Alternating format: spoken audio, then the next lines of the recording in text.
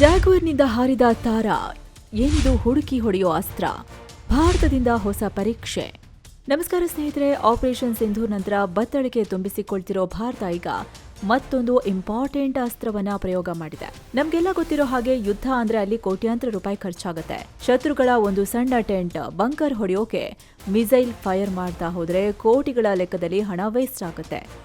ಈ ಸಮಸ್ಯೆಗೆ ಭಾರತೀಯ ವಾಯುಪಡೆ ಮತ್ತು ಡಿಆರ್ಡಿಒ ಸೇರ್ಕೊಂಡು ಅದ್ಭುತ ಪರಿಹಾರ ಕಂಡುಹಿಡಿದಿವೆ. ನಮ್ಮ ಗೋಡೌನ್ಗಳಲ್ಲಿ ತುಕ್ಕು ಹಿಡಿತಿದ್ದ ಹಳೆ ಸ್ಫೋಟಕಗಳಿಗೆ ಮಿಸೈಲ್ ರೇಂಜ್ನ ಪವರ್ ಕೊಡೋಕೆ ತಾರಾ ಅಸ್ತ್ರವನ್ನ ಪರೀಕ್ಷೆ ಮಾಡಿದೆ.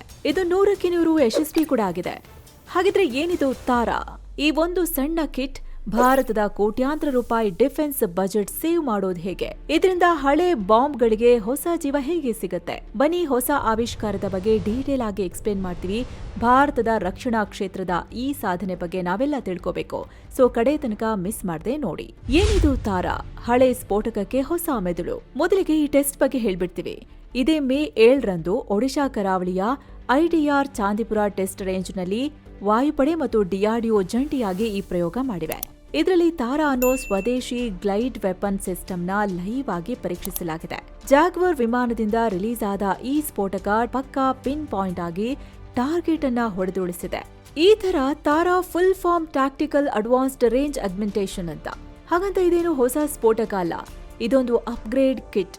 ಇದನ್ನ ಟೆಕ್ನಿಕಲ್ ಭಾಷೆಯಲ್ಲಿ ರೇಂಜ್ ಎಕ್ಸ್ಟೆನ್ಷನ್ ಕಿಟ್ ಅಂತಾರೆ. ನಮ್ಮ ಏರ್ ಫೋರ್ಸ್ ಬಳಿ ಸಾವಿರಾರು ಹಳೆಯ ಡಮ್ ಸ್ಫೋಟಗಳಿವೆ. ಅಂದ್ರೆ 250 ಮತ್ತು 450 ಕೆಜಿ ತೂಕದ ಹೈ ಸ್ಪೀಡ್ ಲೋ ಡ್ರ್ಯಾಗ್ ಸ್ಫೋಟಕಗಳ ದೊಡ್ಡ ಸ್ಟಾಕ್ ನಮ್ಮಲ್ಲಿದೆ. ಇಷ್ಟು ದಿನ ಪೈಲಟ್ ಇವುಗಳನ್ನ ಫೈರ್ ಮಾಡಿದಾಗ ಬರೀ ಗುರುತ್ವಾಕರ್ಷಣೆ ಅಥವಾ ಗ್ರಾವಿಟಿ ಆಧಾರದ ಮೇಲೆ ಇವು ಕೆಳಗೆ ಬೀಳ್ತಿದ್ವು. ಒಂದ್ ವೇಳೆ ಗಾಳಿ ಜೋರಾಗಿದ್ರೆ ಸ್ಫೋಟಕ ಗುರಿ ತಪ್ತಿತ್ತು.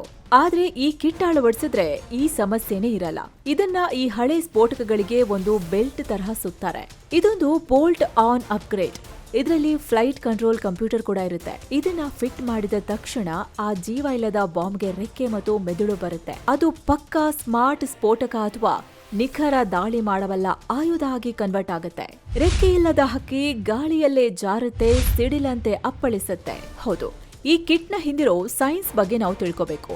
ನಮ್ಮ ಫೈಟರ್ ಜೆಟ್ನಿಂದ ಪೈಲಟ್ ಈ ಸ್ಫೋಟಕ ಡ್ರಾಪ್ ಮಾಡಿದ ತಕ್ಷಣ ತಾರಾ ಕಿಟ್ನಲ್ಲಿ ಮಡಚಿಕೊಂಡಿರೋ ಡಿಪ್ಲಾಯಬಲ್ ವಿಂಗ್ಸ್ ಪಟ್ ಅಂತ ಓಪನ್ ಆಗ್ತವೆ. ಮಿಸೈಲ್ಗಳ ತರಹ ಇದರಲ್ಲಿ ಯಾವುದೇ ಇಂಜಿನ್ ಇರಲ್ಲ, ಒಂದು ಹನಿ ಫ್ಯೂಯಲ್ ಕೂಡ ಇರಲ್ಲ. ಬದಲಾಗಿ ಇದು ಏರೋಡೈನಾಮಿಕ್ಸ್ ನ ಲಿಫ್ಟ್ ಟು ಡ್ರ್ಯಾಗ್ ತತ್ವದ ಮೇಲೆ ಕೆಲಸ ಮಾಡುತ್ತೆ. ಅಂದ್ರೆ ವಿಮಾನ ಹಾರ್ತಿರೋ ಎತ್ತರ ಮತ್ತು ವೇಗವನ್ನ ಬಳಸಿಕೊಂಡು ಇದು ಗಾಳಿಲಿ ಹಕ್ಕಿಯಂತೆ ಗ್ಲೈಡ್ ಆಗುತ್ತೆ. ಇದರ ವೇಗ ಗಂಟೆಗೆ 640ರಿಂದ ಬರೋಬ್ಬರಿ 1200 ಕಿಲೋಮೀಟರ್. ಅಂದ್ರೆ ಹೈ ಸಬ್ಸಾನಿಕ್ ಸ್ಪೀಡ್ ನಲ್ಲಿ ಇದು ಗುರಿಯತ್ತ ನುಗ್ಗುತ್ತೆ. ಹಾಗಿದ್ರೆ ಇದು ದಾರಿ ತಪ್ಪದೆ ಸರಿಯಾದ ಜಾಗಕ್ಕೆ ಹೇಗೆ ಹೋಗುತ್ತೆ? ಇಲ್ಲೇ ಇರೋದು ಅಸಲಿ ಟ್ವಿಸ್ಟ್. ಸ್ಫೋಟಕದ ಬಾಲದ ಭಾಗದಲ್ಲಿ ಎಲೆಕ್ಟ್ರೋ ಮೆಕ್ಯಾನಿಕಲ್ ಆಕ್ಚುಯೇಟರ್ಗಳಿರುತ್ತವೆ. ಸ್ಫೋಟಕ ಗಾಳಿಯಲ್ಲಿರುವಾಗ ಈ ಸಿಸ್ಟಮ್ ಕಂಟಿನ್ಯೂಸ್ ಆಗಿ ಅದರ ದಿಕ್ಕನ್ನ ಕಂಟ್ರೋಲ್ ಮಾಡ್ತಿರುತ್ತೆ. ಇದಕ್ಕೆ ದಾರಿ ತೋರಿಸೋಕೆ 2 ಸ್ಟೇಜ್ ಗೈಡೆನ್ಸ್ ಇದೆ. ಮೊದಲಿಗೆ ವಿಮಾನದಿಂದ ರಿಲೀಸ್ ಆದಾಗ ಇದರಲ್ಲಿರೋ inertial navigation system INS satellite signal connect ಆಗುತ್ತೆ. ಇದರಿಂದ ಸ್ಫೋಟಕಕ್ಕೆ ಟಾರ್ಗೆಟ್ ಕಡೆ ತೇಲಿಕೊಂಡು ಹೋಗೋಕೆ ಸಹಾಯ ಮಾಡುತ್ತೆ. ಒಂದು ವೇಳೆ ಶತ್ರುಗಳು ಜಾಮರ್ ಹಾಕಿ ಸಿಗ್ನಲ್ ಕಟ್ ಮಾಡೋಕೆ ಟ್ರೈ ಮಾಡಿದ್ರು, ಇದರಲ್ಲಿರೋ ಅಡ್ವಾನ್ಸ್ಡ್ ಆಂಟಿ ಜಾಮಿಂಗ್ ಟೆಕ್ನಾಲಜಿ ಅದನ್ನ ಬೈಪಾಸ್ ಮಾಡುತ್ತೆ.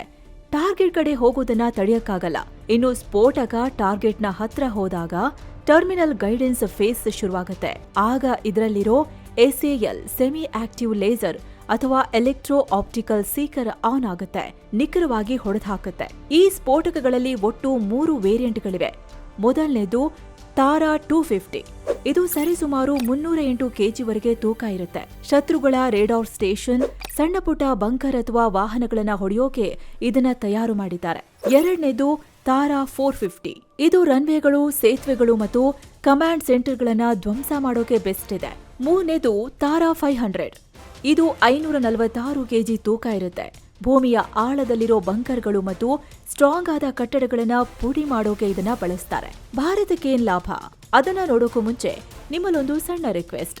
ಮಸ್ತ್ ಮಗ ಚಾನೆಲ್ನ ಈ ಪ್ರಯತ್ನ ನಿಮ್ಗೆ ಇಷ್ಟ ಆಗ್ತಿದ್ರೆ ವಿಡಿಯೋ ಕೆಳಗಿರೋ ಜಾಯಿನ್ ಬಟನ್ ಕ್ಲಿಕ್ ಮಾಡಿ ನಮ್ಮ ಫ್ಯಾಮಿಲಿಯ ಎಕ್ಸ್ಕ್ಲೂಸಿವ್ ಮೆಂಬರ್ ಆಗ್ಬೋದು. ಇದರಿಂದ ನಮ್ಮ ವಿಶೇಷ ವಿಡಿಯೋಗಳು ನಿಮಗೆ ಮೊದಲೇ ಸಿಗೋದ್ರ ಜೊತೆಗೆ ನಮ್ಮ ಕೆಲಸಕ್ಕೊಂದು ದೊಡ್ಡ ಬೆಂಬಲ ಸಿಕ್ಕಂತಾಗತ್ತೆ. ಆಸಕ್ತಿ ಇರೋರು ಖಂಡಿತ ಕನ್ಸಿಡರ್ ಮಾಡಿ. ಬನ್ನಿ ಈಗ ವರದಿಯಲ್ಲಿ ಮುಂದುವರಿಯೋಣ. ಸ್ನೇಹಿತರೆ, ಇವತ್ತಿನ ದಿನಗಳಲ್ಲಿ ಶತ್ರುಗಳ ಟಾರ್ಗೆಟ್ ಮೇಲೆ ಸ್ಫೋಟಕ ಹಾಕೋದು ಸುಲಭದ ಮಾತಲ್ಲ. ಯಾಕಂದ್ರೆ ಪ್ರತಿಯೊಂದು ದೇಶದ ಬಳಿಯೂ ಮಾಡರ್ನ್ ರೇಡಾರ್ ಮತ್ತು ಏರ್ ಡಿಫೆನ್ಸ್ ವ್ಯವಸ್ಥೆ ಇರುತ್ತೆ. ಸೀದಾ ಹೋಗಿ ಒಳನುಗ್ಗಿ ಹೊಡೆದು ಬರೋಕೆ ಆಗಲ್ಲ. ನಮ್ಮ ವಿಮಾನ ಶತ್ರುಗಳ ಏರ್ ಡಿಫೆನ್ಸ್ ಮಿಸೈಲ್ಗಳ ಅಟ್ಯಾಕ್ಗೆ ತುತ್ತಾಗೋ ರಿಸ್ಕ್ ಇರುತ್ತೆ. ಸೊ ಅದಕ್ಕೆ ತಾರಾ ಸಿಸ್ಟಮ್ ಹೆಲ್ಪ್ ಮಾಡುತ್ತೆ. ತಾರಾ ಇರೋದ್ರಿಂದ ನಮ್ಮ ಪೈಲಟ್ ಶತ್ರುಗಳ ಟಾರ್ಗೆಟ್ನಿಂದ ಹಲವು ಕಿಲೋಮೀಟರ್ ದೂರದಲ್ಲೇ ನಿಂತು ಸ್ಫೋಟಕಗಳನ್ನ ರಿಲೀಸ್ ಮಾಡಬಹುದು. ಇದರಲ್ಲಿ ಮಿಡ್ ಏರ್ ಟಾರ್ಗೆಟಿಂಗ್ ಅನ್ನೋ ಫೀಚರ್ ಇದೆ. ಅಂದ್ರೆ ಟೇಕ್ ಆಫ್ ಆಗೋ ಮುನ್ನವೇ ಗ್ರೌಂಡ್ನಲ್ಲೇ ಟಾರ್ಗೆಟ್ ಫಿಕ್ಸ್ ಮಾಡಿರ್ಬೇಕು ಅಂತೇನಿಲ್ಲ. ಪೈಲಟ್ ವಿಮಾನ ಹಾರಿಸ್ತಿರೋವಾಗ್ಲೇ ಕಾಕ್ಪಿಟ್ನಿಂದ ಹೊಸ ಟಾರ್ಗೆಟ್ನ ಈ ತಾರಾ ಕಿಟ್ಗೆ ಫೀಡ್ ಮಾಡಬಹುದು. ಈ ತಾರಾ ವಿಮಾನ ಸ್ವಲ್ಪ ಕೆಳಗಡೆ ಹಾರುತ್ತಾ ಸ್ಫೋಟಕಗಳನ್ನ ಡ್ರಾಪ್ ಮಾಡಿದ್ರೆ 80 ಕಿಲೋಮೀಟರ್ಗೂ ಹೆಚ್ಚು ದೂರ ಹೋಗಿ ಹೊಡೆಯುತ್ತೆ. ಅದೇ ನಮ್ಮ ಫೈಟರ್ ಜೆಟ್ 5 ಕಿಲೋಮೀಟರ್ ಎತ್ತರದಲ್ಲಿ ಹಾರುತ್ತಾ ಇದನ್ನ ರಿಲೀಸ್ ಮಾಡಿದ್ರೆ ಬರೋಬರಿ 150ರಿಂದ 180 ಕಿಲೋಮೀಟರ್ ದೂರದವರೆಗೆ ಸೈಲೆಂಟ್ ಆಗಿ ಗ್ಲೈಡ್ ಆಗ್ತಾ ಹೋಗುತ್ತೆ. ಅಂದ್ರೆ ಪಾಕಿಸ್ತಾನದ ಪೂರ್ವ ಭಾಗದಲ್ಲಿರೋ ಬಹುತೇಕ ಸೇನಾ ನೆಲೆಗಳನ್ನ ಧ್ವಂಸ ಮಾಡಬಹುದು. ಇದರ ಇನ್ನೊಂದು ಅತಿ ದೊಡ್ಡ ಶಕ್ತಿ ಅಂದ್ರೆ flexible angle of attack. Line of control ನಂತಹ ಎತ್ತರದ ಬೆಟ್ಟಗಳು, ಆಳವಾದ ಕಣಿವೆಗಳಲ್ಲಿ ಉಗ್ರರ ಬಂಕರ್ ಇದ್ರೆ ಸಾಮಾನ್ಯ ಸ್ಫೋಟಕ ವರ್ಕ್ ಆಗಲ್ಲ. ಆದ್ರೆ ಈ ತಾರಾ ಕಿಟ್ ಅಳವಡಿಸಿದ್ರೆ ಕಣಿವೆಗೆ ನುಗ್ಗಿ ಬಂಕರ್ನ ಧ್ವಂಸ ಮಾಡುತ್ತೆ. ಮೌಂಟೇನ್ ವಾರ್ಫೇರ್ನಲ್ಲಿ ಕೂಡ ಇದು ಚೆನ್ನಾಗಿ ಕೆಲಸ ಮಾಡುತ್ತೆ. ಮಿಸೈಲ್ ವರ್ಸಸ್ ಸ್ಮಾರ್ಟ್ ಸ್ಫೋಟಕ. ತಾರಾಯಿಂದ ಉಳಿಯುತ್ತೆ ಕೋಟಿ ಕೋಟಿ ದುಡ್ಡು. ಹೌದು, ಯಾಕಂದ್ರೆ ಯಾವ ದೇಶ ಕಡಿಮೆ ಖರ್ಚಿನಲ್ಲಿ ಶತ್ರುಗಳಿಗೆ ಅತಿ ಹೆಚ್ಚು ಡ್ಯಾಮೇಜ್ ಕೊಡುತ್ತೋ ಅದೇ ದೇಶ ಯುದ್ಧ ಗೆಲ್ಲೋದು. ಆ ದೃಷ್ಟಿಯಿಂದ ನೋಡಿದ್ರೆ ಈ ತಾರಾ ಕಿಟ್ ನಮ್ಮ ಡಿಫೆನ್ಸ್ ಬಜೆಟ್ಗೆ ಒಂದು ದೊಡ್ಡ ವರದಾನ. ಒಂದು ಸಿಂಪಲ್ ಲೆಕ್ಕಾಚಾರ ಹೇಳ್ತೀವಿ ಕೇಳಿ. ನಮ್ಮ ಬಳಿ ಇರೋ ಅತ್ಯಂತ ಶಕ್ತಿಶಾಲಿ ಬ್ರಹ್ಮೋಸ್ ಕ್ರೂಸ್ ಮಿಸೈಲ್ ಒಂದನ್ನ ಫೈರ್ ಮಾಡಬೇಕು ಅಂದ್ರೆ ಸುಮಾರು 25ರಿಂದ 35 ಕೋಟಿ ರೂಪಾಯಿ ಖರ್ಚಾಗುತ್ತೆ. ಈಗ ಗಡಿಯಲ್ಲಿರೋ ಯಾವುದೋ ಸಣ್ಣ ಟೆಂಟ್, ವಾಹನ ಅಥವಾ ಬಂಕರ್ ಮೇಲೆ ಈ ಕೋಟ್ಯಾಂತರ ರೂಪಾಯಿಯ ಮಿಸೈಲ್ ಬಳಸೋದು ಮೂರ್ಖತನ ಅಲ್ವಾ? ಇದಕ್ಕೆ ಪರ್ಯಾಯವಾಗಿ ಬೇರೆ ದೇಶಗಳ ಕಿಟ್ ಖರೀದಿಸೋಣ ಅಂದ್ರೆ ಬಾಲಾಕೋಟ್ ದಾಳಿಯಲ್ಲಿ ನಾವು ಬಳಸಿದ ಇಸ್ರೇಲ್ನ ಸ್ಪೈಸ್ 2000 ಗೈಡೆಡ್ ಸ್ಫೋಟಕದ ಬೆಲೆನೇ ಕೋಟಿಗಳಲ್ಲಿದೆ. ಫ್ರಾನ್ಸ್ ದೇಶದ ಆಸ್ ಹ್ಯಾಮರ್ ಕಿಟ್ ಬೆಲೆ 1.5 ಕೋಟಿಯಿಂದ 2.5 ಕೋಟಿ ರೂಪಾಯಿ ಇದೆ. ಅಮೆರಿಕದ ಜೆಡ್ಯಾಮ್ ಕಿಟ್ ಬೆಲೆ ಕೂಡ 20ರಿಂದ 70 ಲಕ್ಷದ ಆಸ್ಪಾಸ್ನಲ್ಲಿದೆ. ಇದಕ್ಕೆಲ್ಲ ಕಂಪೇರ್ ಮಾಡಿದ್ರೆ ಡಿಆರ್ಡಿಒ ಡೆವಲಪ್ ಮಾಡಿರೋ ಈ ತಾರಾ ಕಿಟ್ ಬೆಲೆ ಕಡಿಮೆ. ಇದು ಇನ್ನು ಮೊದಲ ಟೆಸ್ಟಿಂಗ್ ಹಂತದಲ್ಲಿ ಇರೋದ್ರಿಂದ ಇದರ ನಿಖರವಾದ ಬೆಲೆ ಅಧಿಕೃತವಾಗಿ ಹೊರಬಂದಿಲ್ಲ. ಆದ್ರೆ ಡಿಫೆನ್ಸ್ ಎಕ್ಸ್ಪರ್ಟ್ಗಳ ಅಂದಾಜಿನ ಪ್ರಕಾರ ಇದು 100ಕ್ಕೆ 100 ಸ್ವದೇಶಿ ತಂತ್ರಜ್ಞಾನ ಆಗಿರೋದ್ರಿಂದ ಒಂದು ತಾರಾ ಕಿಟ್ನ ಬೆಲೆ ಕೇವಲ 15ರಿಂದ 20 ಲಕ್ಷ ರೂಪಾಯಿಗಳ ಒಳಗೆ ಇರಲಿದೆ. ಇದರ ಮೇನ್ ಅಡ್ವಾಂಟೇಜ್ ಏನಂದ್ರೆ ನಮ್ಮ ಗೋಡೌನ್ಗಳಲ್ಲಿ ಆಲ್ರೆಡಿ ಸಾವಿರಾರು ಹಳೆ ಸ್ಫೋಟಕಗಳ ದಾಸ್ತಾನು ಇದೆ. ಸಾಮಾನ್ಯವಾಗಿ ಈ ಸ್ಫೋಟಕಗಳಿಗೆ ಒಂದು ಶೆಲ್ಫ್ ಲೈಫ್ ಅಂತ ಇರುತ್ತೆ. ವರ್ಷಗಳ ಕಾಲ ಬಳಸ್ತಾ ಇದ್ರೆ ಇವು ವೇಸ್ಟ್ ಆಗಿ ಡೆಡ್ ಇನ್ವೆಂಟರಿ ಆಗ್ಬಿಡುತ್ತೆ. ಆದ್ರೆ ಹೊಸ ಸ್ಫೋಟಕ ಖರೀದಿ ಮಾಡೋ ಬದಲು ಅದೇ ಹಳೆ ಸ್ಫೋಟಕಗಳಿಗೆ ಕೇವಲ 15 ಲಕ್ಷದ ಈ ತಾರಾ ಕಿಟ್ ಫಿಟ್ ಮಾಡಿದ್ರೆ ಸಾಕು. ತುಕ್ಕು ಹಿಡಿತಿದ್ದ ಆ ಹಳೆ ಸ್ಫೋಟಕಕ್ಕೆ ಹೊಸ ಜೀವ ಬರುತ್ತೆ. ಅಂದ್ರೆ ಒಂದು ಬ್ರಹ್ಮೋಸ್ ಮಿಸೈಲ್ನ ಬೆಲೆಯಲ್ಲಿ ನಾವು ಇಂತಹ 100 ತಾರಾ ಸ್ಮಾರ್ಟ್ ಸ್ಫೋಟಕಗಳನ್ನ ರೆಡಿ ಮಾಡಬಹುದು. ಶತ್ರುಗಳ ಮೇಲೆ ಒಮ್ಮೆಲೆ ಇಂತಹ 100 ಅಗ್ಗದ ಸ್ಮಾರ್ಟ್ ಸ್ಫೋಟಕಗಳ ಮಳೆ ಸುರಿಸಿದ್ರೆ ಅವರ ಕೋಟ್ಯಾಂತರ ರೂಪಾಯಿಯ ಏರ್ ಡಿಫೆನ್ಸ್ ಸಿಸ್ಟಮ್ ಕೂಡ ಕನ್ಫ್ಯೂಸ್ ಆಗುತ್ತೆ. ಇನ್ನು ಬ್ರಹ್ಮೋಸ್ನಂತಹ ದುಬಾರಿ ಮಿಸೈಲ್ಗಳನ್ನ ಸಣ್ಣ ಟಾರ್ಗೆಟ್ಗೆ ವೇಸ್ಟ್ ಮಾಡೋ ಬದಲು ಶತ್ರುಗಳ ದೊಡ್ಡ ಏರ್ಬೇಸ್ ಅಥವಾ ಯುದ್ಧ ನೌಕೆ ಹೊಡೆಯೋಕೆ ಯೂಸ್ ಮಾಡ್ಕೋಬಹುದು.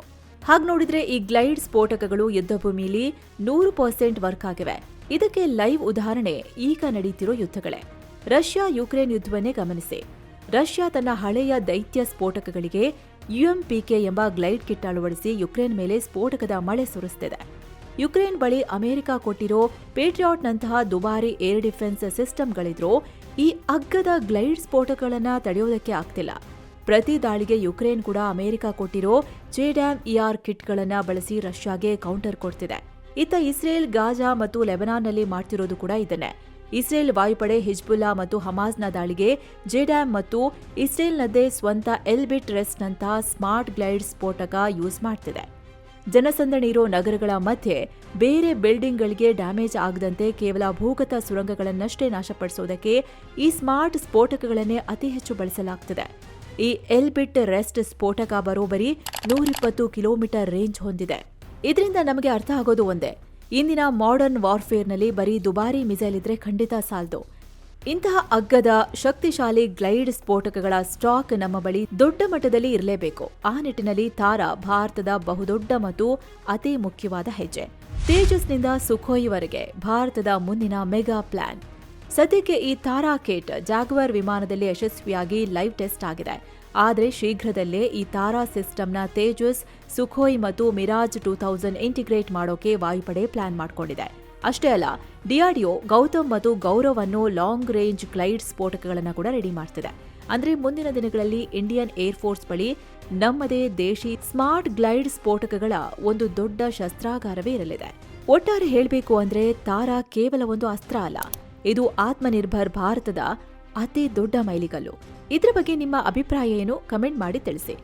ವಿಡಿಯೋ ಇಷ್ಟ ಆಗಿದ್ರೆ ಲೈಕ್ ಮಾಡಿ, ಶೇರ್ ಮಾಡಿ. ಹಾಗೆ ಮಸ್ತ್ ಮಗ ಚಾನೆಲ್ಗೆ ಇನ್ನೂ ಸಬ್ಸ್ಕ್ರೈಬ್ ಆಗಿಲ್ಲ ಅಂದ್ರೆ ಸಬ್ಸ್ಕ್ರೈಬ್ ಮಾಡ್ಕೊಳ್ಳಿ.